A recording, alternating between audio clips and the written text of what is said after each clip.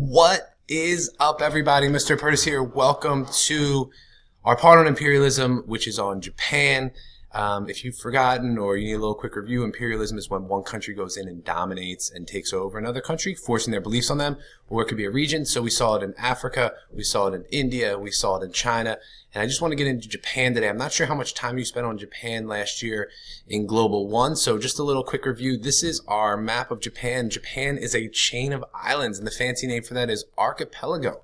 And this is a chain of islands right here. It is today, modern day Japan is surrounded by the countries of South Korea and North Korea, as well as Russia and China.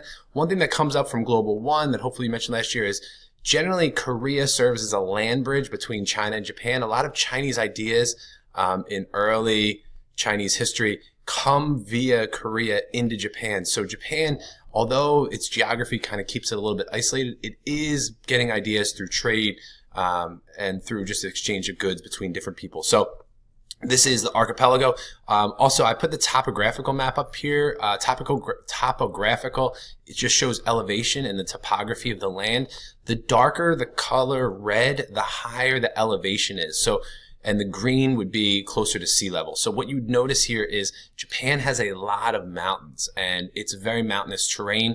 It separates the people within these islands, similar to last year what you probably talked about with Athens and the Greek city-states, where there's a lot of separation between them. So that's kind of the quick overview on what Japan is. Let's get into like the important stuff for this, which is kind of the background. So before imperialism starts, we're talking 1700s. During much of what we've done during Global 2 so far, Japan is pretty much isolated, and they really isolated themselves back in Global 1. And they're in 1600 exactly. There was a family called the Tokugawa family who took over Japan and kind of united Japan together. So really, for the most part, Japan had been a feudal state in feudalism, where there's an exchange of land and loyalty for protection, and we see that in Japan as well. And this Tokugawa family takes over Japan, and one thing they do when they take over Japan, and this is during the age of exploration where Europeans are going out back in the 15 and 1600s and trying to trade with other countries, and they conquered the Americas. What the Japanese do during this time is they isolate themselves. So they are going to isolate Japan, and they are going to ban Westerners from entering Japan. There's only one group of Westerners from Western Europe who are allowed in Japan, and that's Dutch merchants. And outside of Dutch merchants, no other Westerner is allowed in Japan. If you were there when the law was passed, they allow you to leave Japan if you're a Westerner. If you don't leave, you are executed. If you are found in Japan, and you're a Westerner, and you enter the country to try and trade secretly, and they catch you, you are executed. It is illegal to be from Europe or America and come to Japan, unless you're Dutch. And as a result of this, it really keeps Japan isolated. And I just put over here, this is the feudal system in Japan, where you have peasants at the bottom, artisans, farmers, the samurai, who are the equivalent of knights.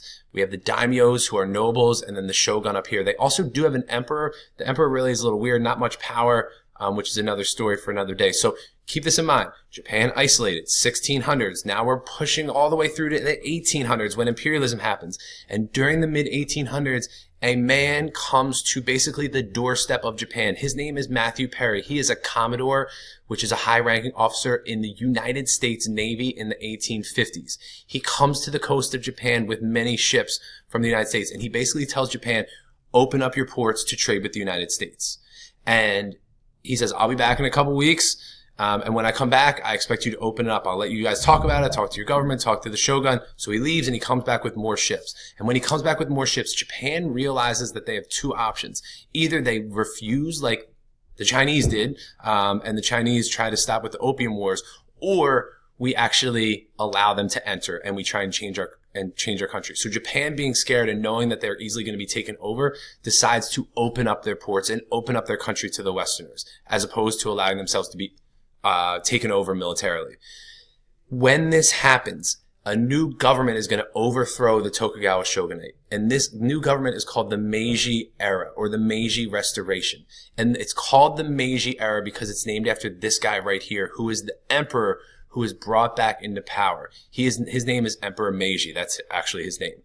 So because they realize they can either get conquered or westernized, this new Meiji government decides to westernize. And the easy way to remember this is the M in Meiji.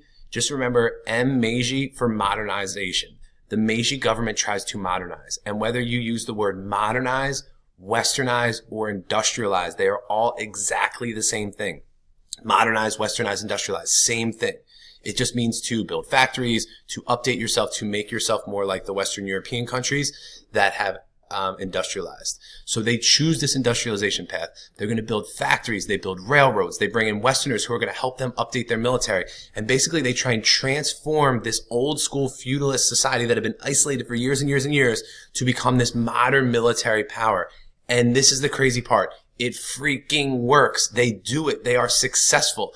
All of these countries around the world who are totally unsuccessful at doing this, and Japan does it. And within 40 years, from the 1860s till 1900, they industrialize and they're successful and they realize we've done this. And as a result of this, they bring in new ideas. So they bring in European music instruments, and they have women and men in Japan who are going to use these music instruments. They use European dress here.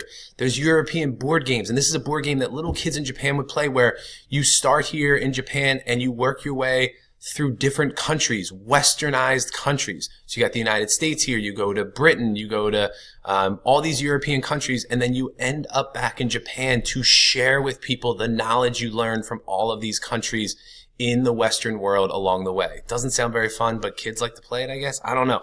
So as a result of all of this Meiji Restoration, this Meiji era, Japan industrializes, yay, success. But they realize that because Japan's topography, because of their geography, they lack the natural resources they need to keep up industrialization.